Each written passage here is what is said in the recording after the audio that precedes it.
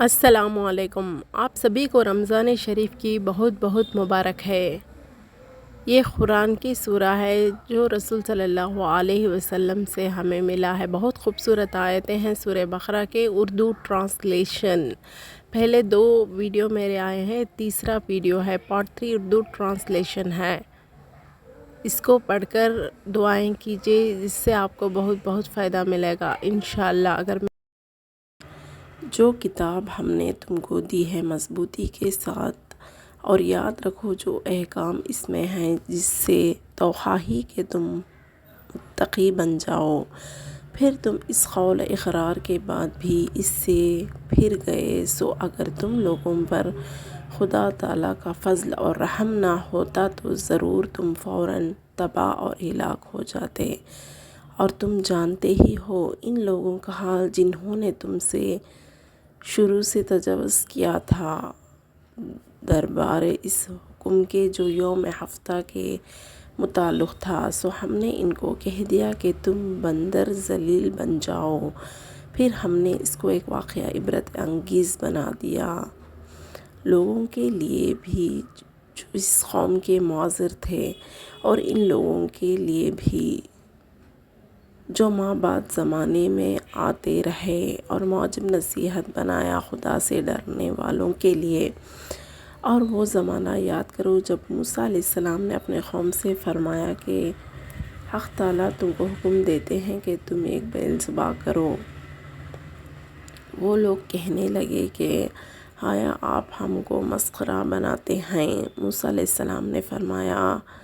نعوذ باللہ، جو میں ایسی جہالت والوں کا سا کام کروں۔ وہ کہنے لگے کہ اب درخواست کیجیے اپنے رب سے کہ ہم سے بیان کر دے کہ اس بیل کے اوصاف کیا ہیں۔ آپ نے فرمایا کہ وہ یہ فرماتے ہیں کہ وہ ایسا بیل ہو کہ نہ بالکل بوڑھا ہو نہ بہت بچہ ہو بلکہ بڑا ہو، دونوں عمروں کے بس میں، ثواب زیادہ حجت مت کیجیے بلکہ کر ڈالو جو کچھ تم کو حکم ملا ہے۔ کہنے لگے کہ اچھا یہ بھی درخواست کر دیجیے ہمارے لیے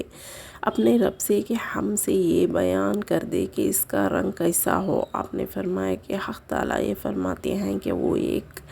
زرد رنگ کا بیل ہو جس کا رنگ تیز زرد ہو کہ ناظرین کو فرحت بخش ہو۔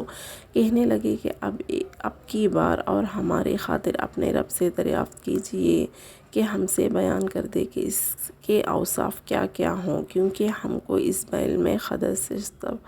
اشتباہی اور ہم ضرور انشاءاللہ تعالیٰ آپ کے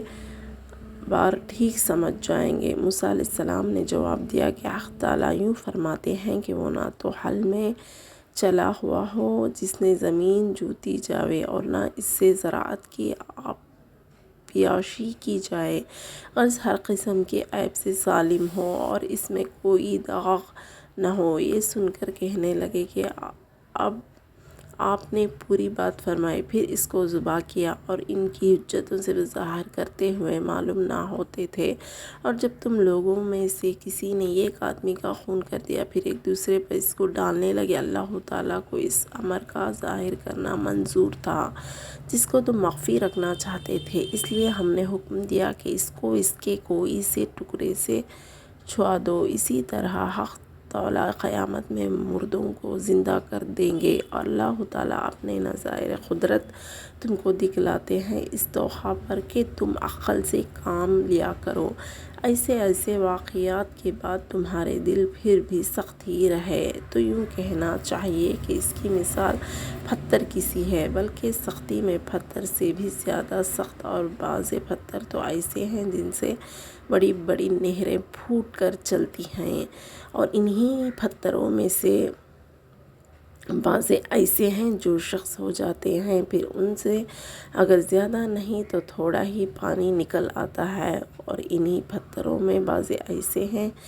جو خدا تعالیٰ کے خوف سے اوپر سے نیچے لڑھک آتے ہیں، اور حق تعالیٰ تمہارے اعمال سے